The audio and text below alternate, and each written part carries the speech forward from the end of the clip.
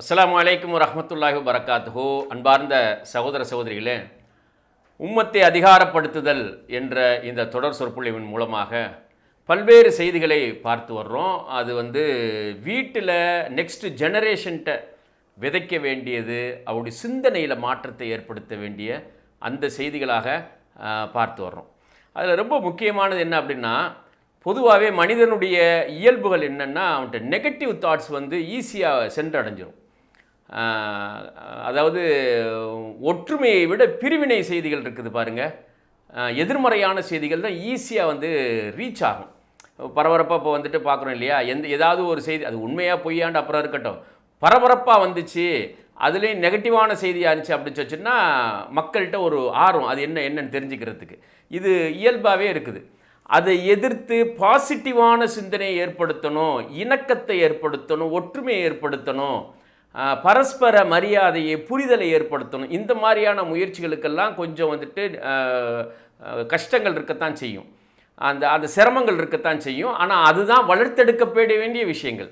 அதாவது நல்ல விஷயங்கள் ரொம்ப ஸ்லோவாகவும் நெருக்கடிக்குள்ளாகியும் தானே வரும். அதுதானே இந்த உலகத்தினுடைய இயல்பாக இருக்குது. அதை எதிர்த்து நிற்கிறதுக்கு தான், அந்த நல்ல விஷயங்களை கொண்டுட்டு போகிறதுக்கு போராடுறதுக்கு தான் அல்லாஹ் பரிசு தர்றான்.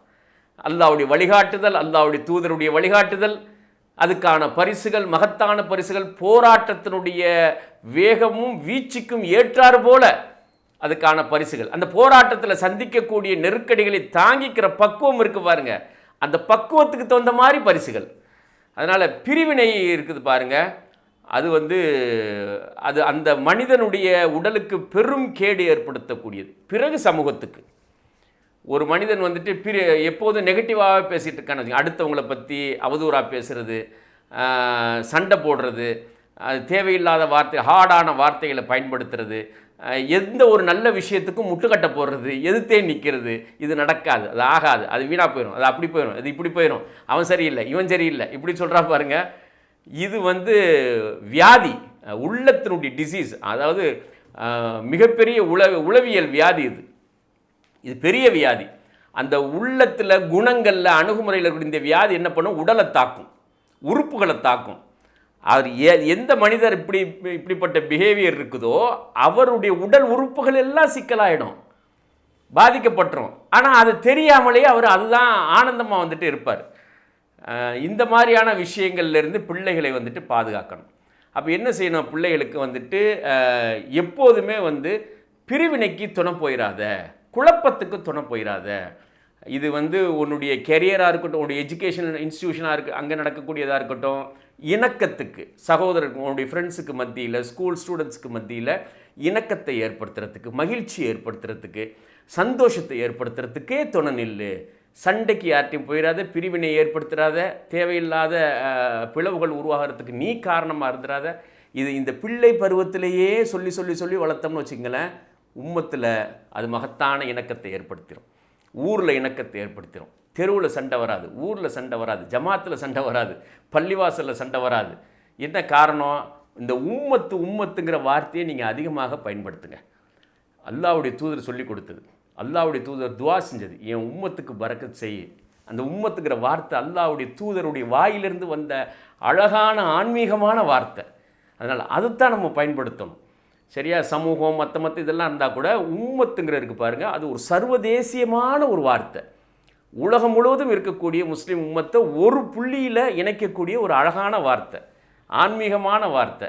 அதனால் அந்த வார்த்தையை தெருவில் இருக்கக்கூடிய மக்கள் கூட பயன்படுத்தணும். சாதாரண ஒரு கிராமத்தில் இருக்கக்கூடிய மக்கள் கூட அந்த ஊர் மக்களை பற்றி சொல்லும்போது, உம்மத்து, இந்த ஊரினுடைய உம்மத்து, இந்த மாநிலத்தினுடைய உம்மத்து, இந்த நாட்டினுடைய உம்மத்து, உலகத்தினுடைய உம்மத்து, உம்மத்துங்கிற வார்த்தை அது பரக்கத்து நிறைஞ்ச வார்த்தை.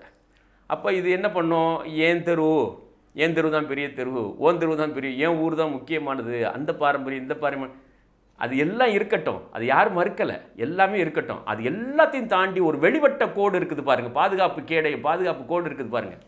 அதைத்தான் அல்லாஹ்வுடைய தூதர் போட்டாங்க. மனிதன் மூமின்கள் ஒரு உடலை போன்றவர்கள், முஸ்லீம்கள் ஒரு உடலை போன்றவர்கள். எவ்வளவு அழகான ஒரு உதாரணம் பாருங்கள். ஒரு காலில் அடிபட்டுருச்சு, மற்ற கை கண் இதெல்லாம் சும்மா இருக்குதா? அந்த காலில் அடிபட்டோன்னே இந்த ரெண்டு கையும் ஓடுது பாருங்கள், இந்த காலில் அடிபட்டுருச்சு, 2 கையும் ஓடி போய் என்ன அடிபட்டுருச்சு, நெகத்தை இடிச்சுக்கிட்டோம், சுள்ளீர்னு வலிக்குது, மூளைக்கு தெறிக்குது, கண்ணிலேருந்து ரத்தம் வருது, ஆண்டு சத்தம் போட வைக்குது, நாக்கு கத்துது, கை கால் பதறுது உதறுது. ஏன்? நெகம் இடிச்சிருச்சு. ஒரு சின்ன ஒரு ஒரு ஒரு சம்பவத்துக்கு முழு உடலும் துடிக்குது. அதான் உம்மத். அதனால் ஒரு காலில் அடிபட்டுருச்சு அப்படிங்கிறதுக்காக, ஒரு காலில் புண்ணு வந்துருச்சுங்கிறதுக்காக கண்டுக்காமல் விட்டுருமா? இல்லை ஒரு கண்ணில் ஏதாவது பாதிப்பு வச்சுக்க இன்னொரு கண் அழாமல் விட்டுருமா? அது உடனே அதுக்கு உதவிக்கு போகுதா இல்லையா? ஒரு ஊரில் ஒரு தெருவில் வந்துட்டு வறுமையில் இருக்கக்கூடிய மக்கள் இருக்கிறாங்க, ஏழ்மையில் இருக்கக்கூடிய மக்கள் இருக்கிறாங்க, அல்லது சிரமப்படக்கூடிய மக்கள் இருக்கிறாங்க அப்படிங்கிறதுக்காக மற்றொரு தெருவில் இருக்கிறவங்க கண்டுக்காமல் இருந்துருவாங்களா? அப்படி இல்லை, கண்டுக்காமல் இருக்க மாட்டாங்க. சரியா? ஆனால் அதை விட இன்னும் மேம்படுத்தப்படணும் அப்படிங்கிறதான் இதனுடைய அடையாளம். இன்னும் சில கிராமங்களில், சில ஊர்களில் அந்த மாதிரியான சில காட்சிகள் இருக்குது. அதை வெளிப்படையாக சொல்லாமல் சொல்கிறேன். என்ன காரணம் அப்படின்னா, ஒரு ஊரில் வாழக்கூடிய மக்களையே வந்துட்டு இந்த பகுதி மக்கள் மட்டும் நல்லா இருந்தால் போதும், அந்த பகுதி மக்களை பற்றி கேரே பண்ணாமல் இருக்கிறதுக்கு பாருங்கள். அப்போ இந்த உம்மத்துங்கிற கான்செப்ட், அந்த சிந்தனை இல்லாமல் இருக்கிறது. ஒரு உடலை போன்றவர்கள் அதாவது எந்த மொழி பேசக்கூடியவங்களாக இருக்கட்டும், எந்த ஜமாத்தை சேர்ந்தவங்க, எந்த ஊராக இருக்கட்டும், அதெல்லாம் ஒரு மேட்ரு கிடையாது. தமிழக முஸ்லீம் உம்மத், இந்திய முஸ்லீம் உம்மத், அதில் வந்துட்டு ஒரு தெற்க வாழக்கூடிய மக்கள் வந்துட்டு ஒரு வகையான கலாச்சாரம், கன்னியாகுமரி, கேரளாவில் அந்த பகுதியில் இருக்கக்கூடிய ஒரு வகையான கலாச்சாரமாக இருக்கும், தஞ்சை திருவாரூர் மாவட்டத்தில் ஒரு வகையான கலாச்சாரமாக இருக்கும், தருமபுரி, கிருஷ்ணகிரி, ஒசூர் பக்கம் இருக்கக்கூடியவங்க அது ஒரு வகையான கலாச்சாரமாக இருக்கட்டும். அதெல்லாம் அந்தந்த மண்ணுடைய கலாச்சாரம். ஆனால் ஒரு புள்ளியில் இணைகிறோம் பாருங்கள், அல்லாஹ் ரசூல் அப்படிங்கிற அந்த ஒரு புள்ளியில் உம்மத்துங்கிறது இணைஞ்சிடறோம் பாருங்கள். எந்த காலத்துலேயும் சரி இந்த லோக்கல் பிரிவினை இருக்குது பாருங்கள், இந்த லோக்கல் பிரிவினையை ஊட்டி வளர்க்குற மாதிரியான செய்திகளோ நடவடிக்கைகளோ பெரும் பேராபத்து அது. அதனால் அவர் அந்த தெருக்காரர், இந்த தெருக்காரர், அந்த ஜமாத்துக்காரர், இந்த ஜமாத்துக்காரர், இது டிசீஸ், இது வியாதி. இது இந்த இயக்கத்துக்காரர், அந்த இயக்கத்துக்கு, அந்த கொள்கை சேர்ந்தவர், இந்த கொள்கை சேர்ந்து, இது வியாதி. இதை சில தலைவர்களே ஊக்குவிக்கிறது இருக்குது பாருங்கள். தலைமைத்துவத்தில் இருக்கிறவங்கள்ட்ட இந்த பிரிவினை சிந்தனை இருந்துச்சுன்னா பேராபத்து. தலைமைக்கான அடையாளம் என்ன? தகுதிகள் என்ன? தலைமைக்கான அகுதிகளை இணக்கம்தான். நம்ம நல்லிணக்கத்தை ஏற்படுத்துறது தான் தலைமைத்துவத்துக்கான அடையாளம். அப்போ தான் அந்த தலைமைத்துவம் நிற்கும். இல்லைன்னா அதுக்கு பேர் தலைமைத்துவம் கிடையாது. அது எவ்வளவு வேறுபாடுடைய கொள்கையாக இருக்கட்டும், என்ன வேணாலும் இருக்கட்டும், எவ்வளவு பிரச்சனைகள் இருக்கதா இருக்கட்டும், உம்மத்துங்கிற கான்செப்டை விட்டு நம்ம ஒரு நாளும் விலகிடக்கூடாது. இந்த உம்மத்துங்கிற வார்த்தையை தான் நம்ம அதிகமாக பயன்படுத்தணும். எல்லா பிளவுகளும் இருக்கத்தான் செய்யும், எல்லா வேறுபாடுகளும் இருக்கத்தான் செய்யும். இன்றைக்கி பாருங்கள், அல்லாஹ்வுடைய மகத்தான ஒரு கருணை பாருங்கள். போர்கள்னால புலம்பெயர்ந்து அமெரிக்க, ஐரோப்பிய நாடுகளுக்கு எக்கச்சக்கமான முஸ்லீம்கள் இந்த ஒரு 2ஆம் உலகப் போருக்கு பின்னால் புலம்பெயர்ந்துருக்கிறாங்க. ஏன்னா அந்தந்த நாட்டில் வாழ முடியலை, குடும்பமாக புலம்பெயர்ந்துருக்காங்க. பஞ்சத்தினால, சோமாலியாவிலேருந்து பஞ்சத்தினால புலம்பெயர்ந்தாங்க, ஆப்கானிஸ்தான்லேருந்து போர்கள்னால, ஈராக்கு, சிரியாவிலேருந்து போர்கள்னால, ஆப்பிரிக்கன் கண்ட்ரீஸ்லேருந்து பஞ்சத்தினால அமெரிக்க, ஐரோப்பிய நாடுகளுக்கு போயிருக்கிறாங்க. அப்படி போன சமூகத்தினுடைய செகண்ட் ஜெனரேஷன், தேர்ட் ஜெனரேஷன் இருக்குது பாருங்கள். அவங்க அந்த நாட்டிலே பிறந்து அந்த நாட்டினுடைய கல்வி முறையிலேயே உருவாகி வந்த அந்த மக்கள்கிட்ட திருமணம் பண்ணும்போது எந்த நாட்டை சேர்ந்தவர், இவர் என்ன மொழி பேசுகிறவர், எந்த இனத்தை சேர்ந்தவர், அதெல்லாம் பார்க்கல. இந்த inter ethnic marriage, inter ethnic community இருக்கு பாருங்க. அதாவது உள்கட்ட இன வேறுபாடுகளை கடந்து எந்த நாட்டை சேர்ந்தவரும் அவர் ஒரு மூமின் முஸ்லீமாக இருந்தாரும்போது கல்யாணம் பண்ணிக்கிறாங்க. 60% வந்திருக்குது. 60% திருமணம் நடக்கும். அமெரிக்காவில் நடக்கக்கூடிய திருமணங்களில் ஏறக்குறைய 50 to 60% பார்த்தீங்கன்னா அந்த கிராஸ் இன்டர் எத்னிக் அதுதான் வந்துட்டு நடந்திருக்கு. எங்கள் குடும்பத்திலே இருக்குது, அரபி பண்ண கல்யாணம் பண்ண இடம் இதெல்லாம் இருக்குது. அது மாதிரி சோமாலியாவிலேருந்து பிறந்த பிள்ளைய பங்களாதேஷ்காரர் கட்டிக்கிறாரு, பங்களாதேஷில் பிறந்த பிள்ளைய ஆப்பிரிக்காக்காரர் கட்டிக்கிறார், நைஜீரியாக்காரர் கட்டிக்கிறாரு. அந்த மாதிரியான திருமணங்கள் ஜாஸ்தி. அப்போ என்னென்னா ஒரு உம்மத்துங்கிற உலக சமூகம் உருவாக வந்துடுச்சு. இந்த சூழலில் போய் நம்ம ஊரில் இருக்கிறவங்க வந்துட்டு அந்த தெருக்கார், இந்த தெருக்கார், அவர் அந்த ஜமாத்து, இந்த மொழி பேசுவார், அந்த மொழி பேசுகிற, இதெல்லாம் வந்து அறிவுக்கு பொருத்தமானது இருக்கா, ஆன்மீகத்துக்கு பொருத்தமானது இருக்கா, அல்லாஹ் ரசூலுக்கு பொருத்தமானதாக இருக்குதா? அவங்களுடைய தனிப்பட்ட கலாச்சாரம், ஊருக்கும் ஒரு கலாச்சாரம் இருக்கும், அந்த கலாச்சாரம் பாதுகாக்கப்படணும், அதில் மாற்றுக்கருத்து கிடையாது. ஆனால் உம்மத்துங்கிற அந்த அமைப்புகளுடைய எல்லைகளை தாண்டி, கொள்கைகளுடைய எல்லைகளை தாண்டி உம்மத்துங்கிறத வலிமையாக எதிரொலிக்கணும், முன் வைக்கணும்.